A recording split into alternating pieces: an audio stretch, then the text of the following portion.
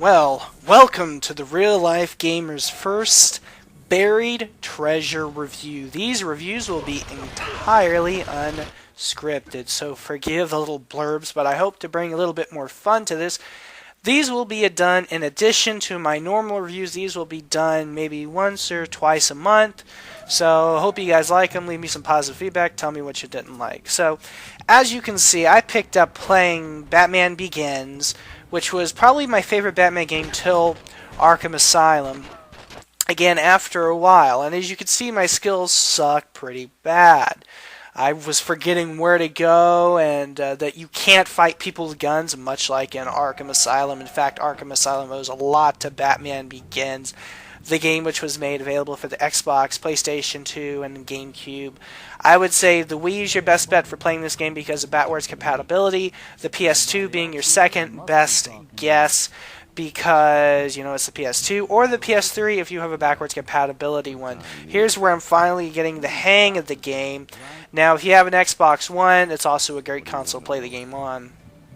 So this game incorporated a lot of stealth and stealth action, but what I really liked about the game was its use of incorporating the idea of fear.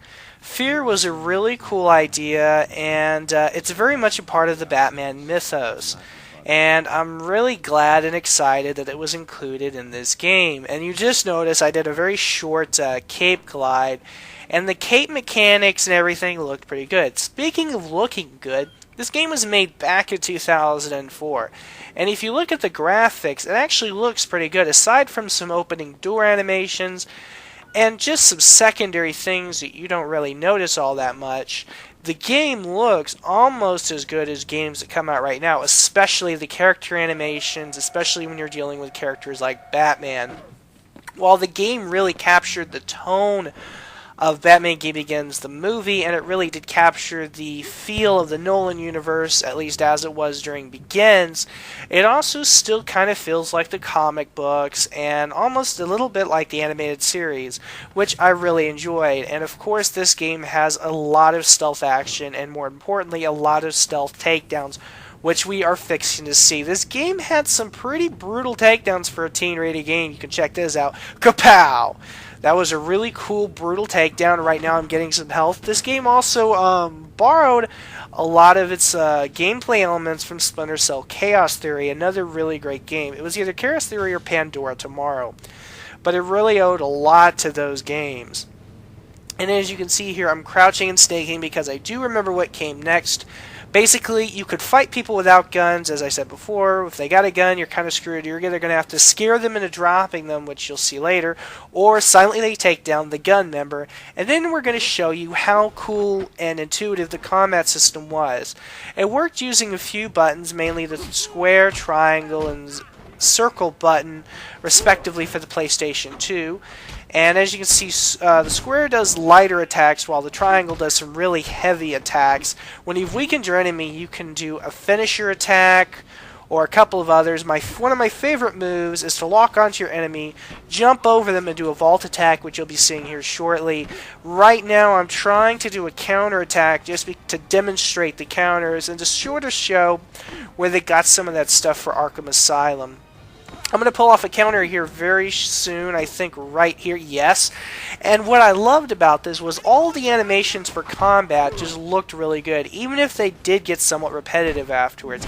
Here I'm missing some of my attacks. I'm about to show off the jump and vault attacks. Right now I'm doing some jump attacks, which is a jumping punch. And if I'm able to do a double flip over him, I'll be able to show you a really cool vault kick. So that's what I'm actually trying to do. Let's see, there we go, vault attack. You simply double jump over and then press the O button when the prompt shows, which weakens your enemy more significantly. I'm trying to do this again just to demonstrate it, just because it's a really, really cool cutscene. And what's cool about it is it's a cutscene, but you initiated it, so you're still doing that action. It's not like a quick time event or anything. You're doing that attack. So I like the cinematic cut of camera angles. And so, before I dive deeper into the game, I just like to point out that this game lasted an astounding 10 hours. It has a lot to offer here. I'm picking up some smoke bombs, which I'll talk about in a few minutes. I just really overall loved this game. This is my favorite Batman game until Arkham Asylum came out. And if you're looking for a game to hold you over till Arkham City, this is definitely the game. I mean, you're about to see the awesome gliding physics, and when you're gliding, if you tap the crouch button, you'll land silently for a perfect stealth takedown, which is really cool. I mean, this game has some really intuitive combat, which we'll be talking about in a minute here, but I mean, it had puzzles, and it had awesome car sequences, which were taken from the developers of the Burnout series, so you could see the how Burnout was sort of an influence on the game during the vehicle sequences. I think there's only 3, but they're really fun. And, it just was cool to drive the Tumbler because there's no other game you can do that. That was one of the things that disappointed me about Arkham Asylum was the fact you never got to drive the Batmobile. I mean, what's Batman without the Batmobile? So as you're seeing here, I'm lowering these things from the conveyor belt through a hacking minigame to scare the enemies into dropping their guns. This way I can actually go down and take them out. Because like in Arkham Asylum, if they have guns, you're pretty much screwed. And it also increases your reputation. When you have higher reputations, this all works into the fear system incorporated into the game. I'm about to do a glide kick, which you'll recognize from Arkham Asylum if the text didn't block it. But just again, as you can see, Arkham Asylum, this game was a real influence on it. And here I'm showing off the really intuitive, fluid, just fun combat system. I mean, there's not that many buttons to use, and once you get used to it, I mean, you can play this game look like an absolute badass, which is what I really love about the game. It's just the fact that anyone can pick this game up and feel like a badass, and Arkham Asylum sort of carried over that tradition of combat, which I really liked. This game had some finishing moves and stuff that I really enjoyed, and I liked the smoke bombs, and, Arkham Asylum carried over a lot of this stuff. So it just goes to show you how much of an influence this game was.